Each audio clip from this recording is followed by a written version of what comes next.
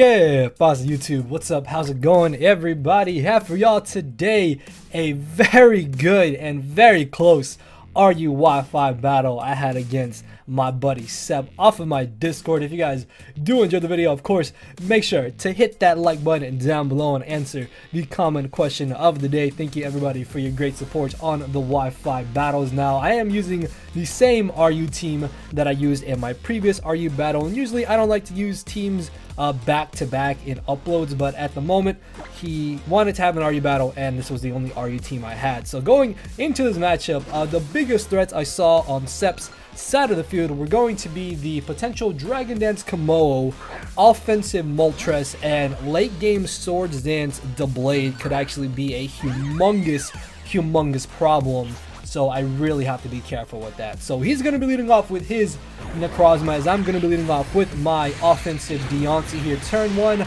I just want to go ahead and get up my Stealth Rocks because there is a good chance that he may expect me to make the aggressive switch directly into my Xatu, wanting to prevent him from getting up his Stealth Rocks, as luckily that is actually what ends up happening, as he does go for the Photon Geyser, and then thinking that he would just knock me out with another Photon Geyser, I stay in here, but he actually thinks that this turn is when I'm gonna bring in Xatu, so I'm able to do a really good amount of damage with my Moonblast. I do unfortunately end up getting a crit, although I'm not entirely too sure how much that crit might have mattered, because as you can see here, he is able to knock me out, and I'm very positive that this is more of an offensive variant of Necrozma. So I'm pretty sure after getting off that Moonblast damage that this Necrozma still probably would have been in range of my Choice Banded 1000 arrows from my ZYGARDE here, so I will be able to knock out the Necrozma. And I did find it a little bit odd that he didn't make an initial switch directly into his Serena,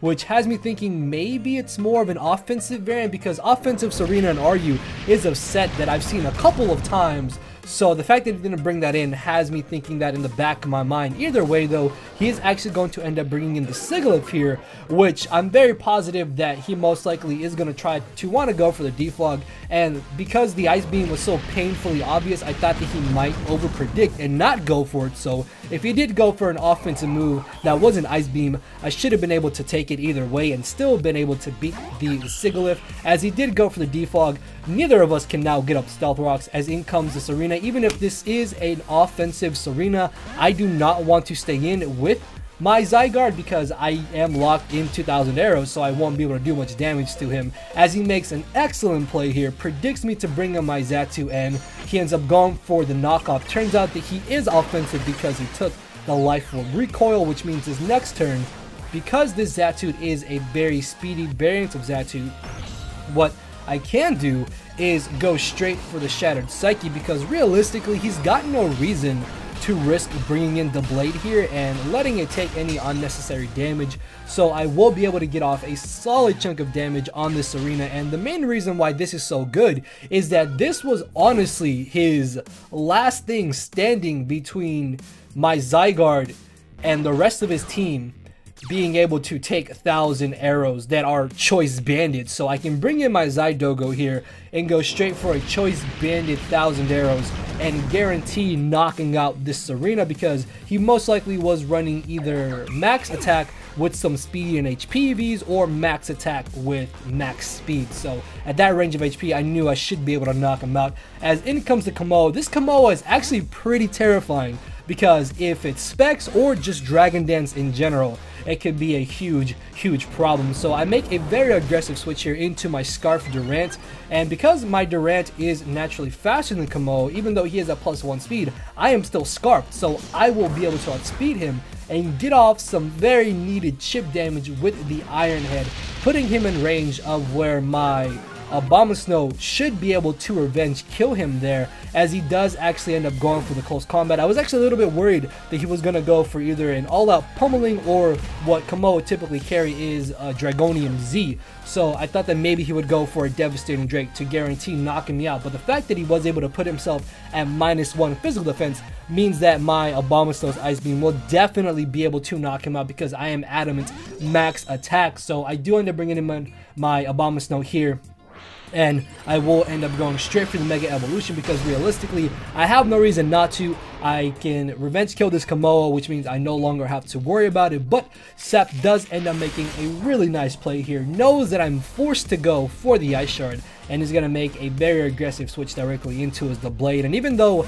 I do have the Earthquake on my Abomasnow, there is no way I'm going to be doing much damage to this the Blade, and I do not want to risk him potentially having the Iron Head. So I'm going to make a switch here into my Kofish, which does have the Intimidate. I also do have the Rocky Helmet, which means along with the Hail and Rocky Helmet chip damage, I will be able to guarantee put the Blade at a very low amount of HP if it comes down to it, as I'm gonna go for a layer of spikes here, because the main reason why I want to get up a layer of spikes is because at the amount of HP that KOMMO-O is at, after it switches into a layer of spikes, it's actually in range of where a choice banded ZYGARDE's 1,000 arrows should be able to knock him out. If it doesn't guarantee knock him out, it does put him in range of where the damage roll is in my favor, so that could potentially come into play later in this match. Either way though, I am able to bring the Blade down to a very low amount of HP, and I think I actually ended up misclicking there on the pain split. What I should have done was probably just gone for my water offensive stab move, because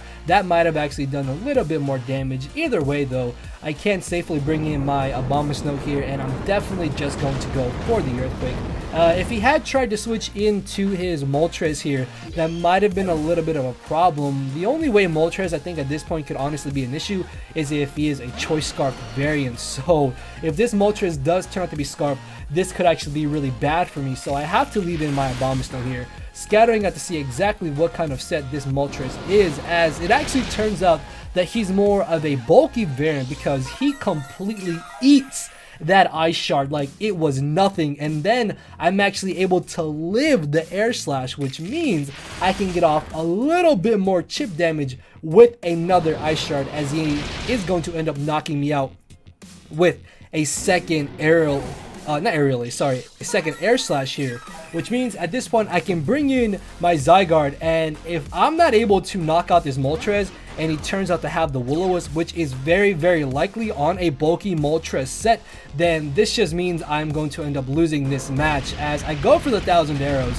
he does just barely live, but luckily he doesn't go for the Air Slash. And honestly, me going for 1,000 arrows was a giant misplay, because I actually forgot that the first 1,000 arrows that hits a flying type Pokemon is not super effective, or it still takes in consideration that they're a flying type, so it hits them for neutral damage, which means if I was going to be hitting this Moltres for neutral damage, what I should have done was gone for the Outrage, because Outrage would have guaranteed to knock out the Moltres there, and it means that I probably wouldn't have to rely on a potential damage roll, as he ends up bringing in his last mon, which is this KOMMO-O. Thankfully though, ZYGARDE 10% is faster than KOMMO-O, and I am able to knock him out with the 1,000 arrows, and that is going to be the very, very narrow 1-0 victory in my favor. I honestly think that that spike that I got out with my Quillfish really ended up saving me there, because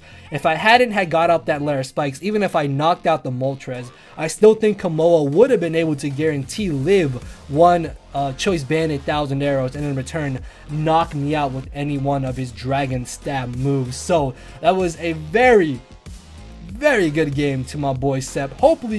Hopefully you guys did enjoy this battle. Make sure to hit that like button down below and answer the comment question of the day. Thank you guys all for your great support, and with that being said, I'll see you all tomorrow with 2 more uploads. So later everybody. No matter where you're at, I'm not here to make friends, it's time to attack and deplete your HP with a final smash. Don't make me turn around and pull a 6-foot hacks. 6 foot hacks. Yeah. 6 foot hacks. Yeah. 6 foot hacks.